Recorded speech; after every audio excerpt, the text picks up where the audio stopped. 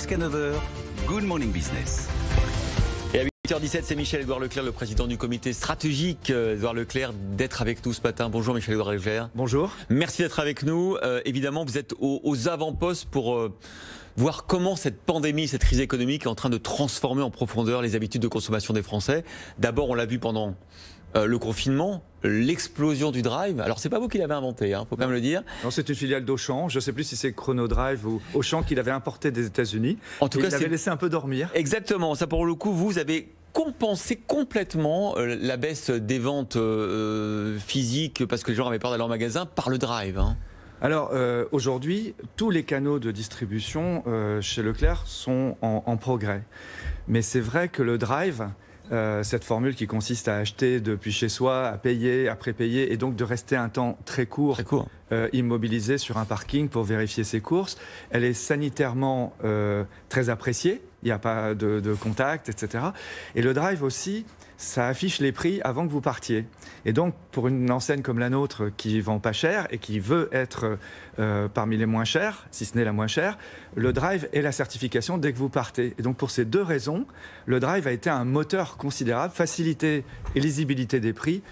Ça a été un moteur de la croissance dans les centres Leclerc considérable. Ouais. Sur l'année, votre chiffre d'affaires, il va continuer de progresser malgré tout ce qui s'est passé ? Oui. Alors, ces chiffres, on va les tempérer après, mais je pense que Leclerc réalisera à peu près 5% de croissance dans l'année. 5% en plus. 5% de croissance. Donc, le drive explose. Leclerc doit représenter 47% de part de marché du drive. 47% de part de marché sur le drive. Ça tient au fait que ça ne va pas rester comme ça, puisque tout le monde, toutes les autres enseignes, Carrefour, Intermarché, Système U, créent des drives piétons, des drives voitures, des dépôts relais, des click and collect. Tout ça, ça va. Mais quand même, si on prend le marché des produits, Leclerc est le deuxième opérateur français sur le web commerce. C'est Amazon qui fait 16% de part de marché sur la vente de produits. Leclerc fait 10%. Donc plus de la moitié quand même. Fait 10%, ouais. Et après, c'est Cdiscount qui aussi tient son rang. Ouais. C'est très bien. Donc le digital, qui était un peu une contrainte, fallait apprendre à courir plus vite malgré notre âge.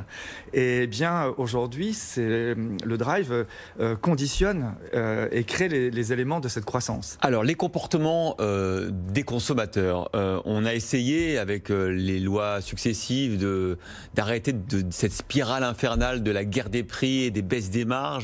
Il y avait la loi Egalim. Est-ce que tout ça est remis en cause par cette période de crise, pas de confinement, la crise qui fait que pour beaucoup de Français, leur pouvoir d'achat soit va baisser, soit ils sont inquiets pour l'avenir. Est-ce qu'on revient à ces réflexes des prix les plus bas, quelle que soit la qualité du produit, quelle que soit son origine? Alors d'abord, il y a un principe, faut arrêter d'opposer l'un et l'autre. Enfin, vous, moi, mais le caméraman derrière, les personnels qui sont autour de nous, ils ne sont pas assez idiots pour aller acheter plus cher quelque chose qu'ils peuvent avoir moins cher. Donc c'est pas un mal que de vouloir acheter moins cher. Sauf qu'à force d'acheter moins cher, on s'est aperçu parfois qu'on a acheté des produits de piètre qualité ou des produits qui venaient de très très très loin. Ouais, mais donc ça, c'est ce qu'il faut pas faire. Mais quand même, faut pas prendre non plus les consommateurs pour des imbéciles. Non, c'est vrai. Ils connaissent les produits de marque notamment, donc il n'y a pas de raison d'aller vendre plus cher. Donc nous sommes dans une période où le pouvoir d'achat a été sacrément atteint au deuxième trimestre, moins 2% le pouvoir d'achat des Français. On parle du taux d'épargne des Français, de la masse d'épargne. Les 80 milliards. Très inégalement répartis dans la population. Les plus démunis n'ont pas d'épargne.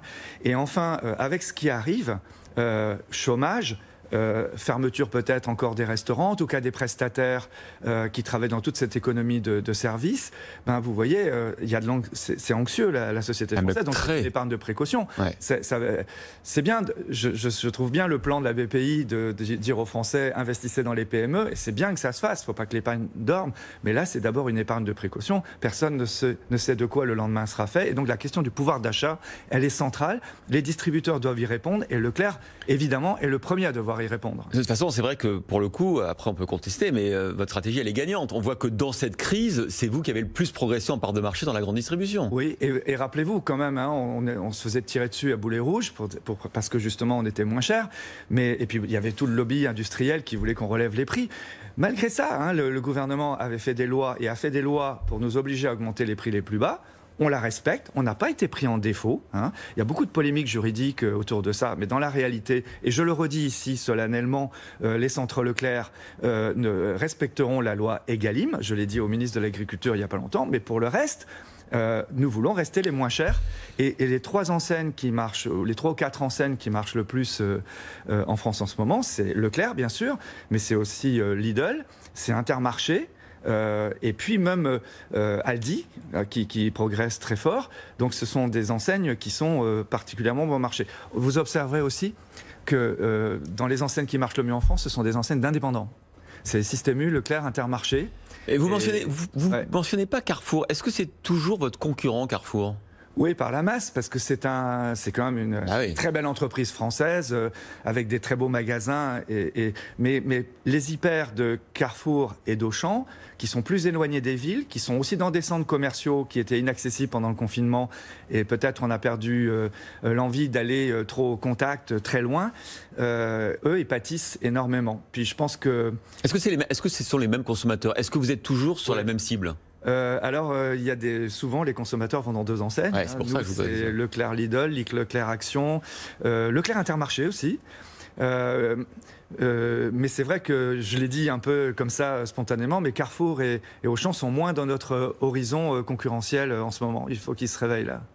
Et ils vont se réveiller. Il faut qu'ils se réveillent ou au contraire qu'ils cultivent ces consommateurs, peut-être avec plus de pouvoir d'achat, qu'ils vont chercher ? Non, je pense que... Enfin, les centres Leclerc, c'est un groupement de commerçants indépendants. Chacun est dans son magasin. C'est pour ça que c'est un formidable observatoire des comportements de consommation. Les centres Leclerc dans la région de Marseille, en Vendée, en Bretagne, à Paris, ils échangent. Ils échangent tous les jeudis. On a des réunions, que ce soit aujourd'hui par téléphonie ou vidéo ou réel. Et je peux vous dire aujourd'hui que le comportement des consommateurs, il est clair. On veut continuer la montée en qualité du modèle alimentaire, les états généraux de l'alimentation, la grande impulsion pour qu'il y ait plus de diversité de produits, des produits mieux disants, moins d'emballage, de suremballage, moins de plastique, etc. Ça, on veut être pionnier là-dessus. C'est un gros travail, 4-5 ans de travail. Mais de l'autre côté, tous les consommateurs, quoi qu'ils disent, sont focalisés sur le prix. Donc 2 produits sans plastique, 2 produits bio, on va comparer et on ira, c'est celui qui est le moins cher. Vous êtes moins internationalisé que d'autres enseignes, comme Carrefour par exemple. Est-ce que c'est un handicap ou au contraire un atout selon vous ? Non, c'est un handicap parce que celui dont on n'a pas parlé, qui symbolise notre concurrence future, c'est Amazon. Ouais. Et donc, on voit bien que les pouvoirs publics ont poussé des alliances européennes dans la banque, dans la téléphonie, dans l'équipement automobile, etc. Et en fait, on entend des discours à l'Assemblée nationale ou dans le comportement de Bercy qui sont contre ces alliances. Et là, c'est incroyable, quoi. C'est même pathétique. On voit bien aujourd'hui que le jeu des lobbies empêche d'avoir la clarté. Il nous faut construire. Vous voudriez une alliance avec qui ? Nous sommes alliés, Leclerc, avec le groupe allemand Rewe. Ouais. Nous sommes alliés avec Coop Italia en Italie, donc, et puis avec le groupe Delhaize, Ahold, Belgique, Pays-Bas et même États-Unis. Nous avons besoin, pour concurrencer des groupes mondiaux comme Amazon, Alibaba qui vient d'ouvrir un showroom à Paris, une première boutique, nous avons besoin de nous allier. Nous ne sommes pas capables tout seul, à l'échelle mondiale, de bien acheter, de connaître toutes les innovations. Donc ces alliances européennes sont nécessaires et donc toutes les querelles qu'il y a autour, c'est vraiment de la fumée, quoi. Alors vous parliez de votre alliance européenne avec le belge Rewe. Hier, une nouvelle amende pour Leclerc, 6,3 millions d'euros d'amende. De quoi on vous accuse ? Je comprends rien à ce dossier. J'ai compris que c'était plutôt une claque avant négociation. Mais on dit que vous détournez la législation française avec votre centrale d'achat qui est en Belgique. C'est un peu ça l'idée.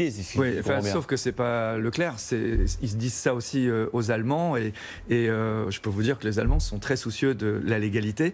Mais c'est très bizarre, même la motivation qui est très technique. Moi, je pense que c'est un truc de technocrate à Bercy, mais ça tient pas la route.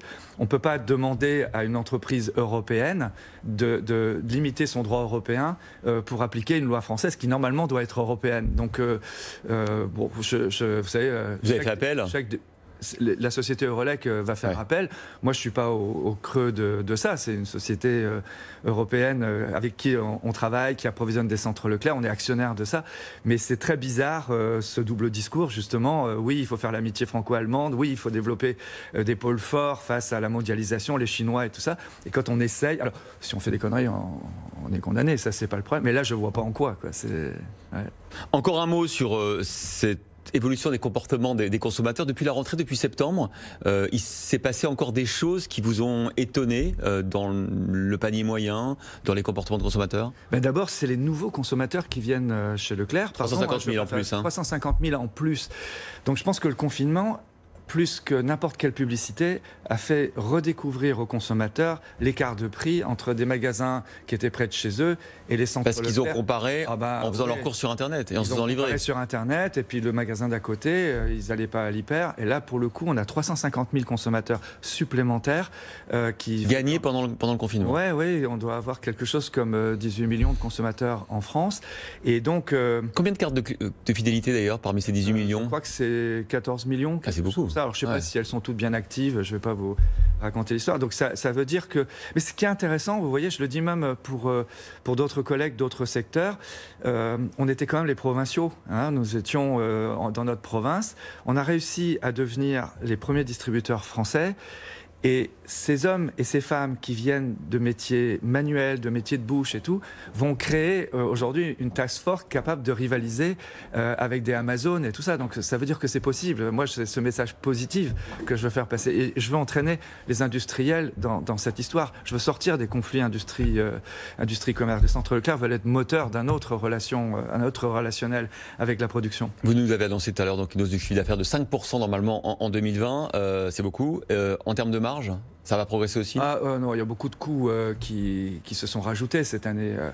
Les coûts sanitaires, les coûts de distanciation. Je ne sais pas, un hypermarché, ça a dû lui coûter entre 300 et 400 000 euros supplémentaires par hypermarché. Donc la marge, c'est ce qui restera.